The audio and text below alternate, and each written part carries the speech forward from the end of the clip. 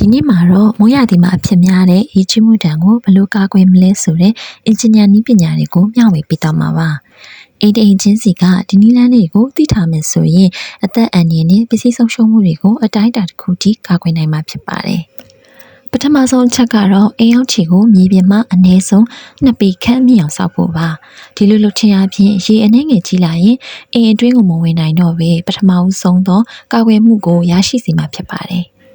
ဒုတိယအချက်အနေနဲ့အိမ်ရဲ့နေရန်တွေကိုရေမစိမ့်အောင်ပြုလုပ်ဖို့လိုပါတယ်။ waterproof concrete သုံးတာဒါမှမဟုတ်ရေမစိမ့်တဲ့ဆေးတုပ်တာမျိုးလုပ်ဆောင်နိုင်ပါတယ်။ဒီလိုလုပ်ခြင်းအပြင်ရေစိမ့်ဝင်ပြီးနေရန်တွေပျက်စီးတာကိုကာကွယ်နိုင်မှာဖြစ်ပါတယ်။တတိယအချက်အနေနဲ့မြင်းကြီးတက်ကိုအနည်းဆုံး2%ဆောင်းထားပေးဖို့ပါ။ဒီလိုလုပ်ခြင်းအပြင်အိမ်အတွင်းရေဝင်လာရင်တော့မှအလိုလိုပြန်ထွက်သွားစေမှာဖြစ်ပြီးရေစီးနှုန်းကိုလျှော့ချပေးနိုင်မှာဖြစ်ပါတယ်။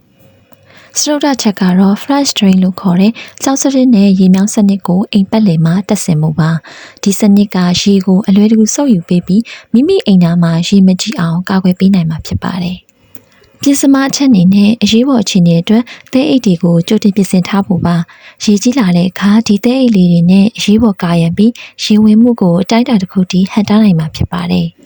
ဂျပန်နိုင်ငံမှာတော့ရေဘေးကာကွယ်ရေးအတွက်အစိမ့်မြင့်နည်းပညာတွေကိုအသုံးပြုပါတယ်။သူတို့ရဲ့ရေထုတ်စနစ်နဲ့မျိုးပြဒီဇိုင်းတွေကိုအတူယူပြီးကျွန်တော်တို့ဒေတာတွေမှာလည်းအသုံးချနိုင်ပါတယ်။ဒီနည်းလမ်းလေးတွေကိုလက်တွေ့အသုံးချမယ်ဆိုရင်ရေဘေးကြောင့်နစ်နာဆုံးရှုံးမှုတွေကိုအတိုင်းအတာတစ်ခုထိကာကွယ်နိုင်မှာဖြစ်ပါတယ်။ဒီဘူးစတာလေးကိုကျေးလက်ဒေတာကမိတ်ဆွေတွေစီကိုပါမျှဝေပေးကြရအောင်။အားလုံးပဲဘေးကင်းလုံခြုံတဲ့မိုးရာသီကိုဖြတ်သန်းနိုင်ကြပါစေ။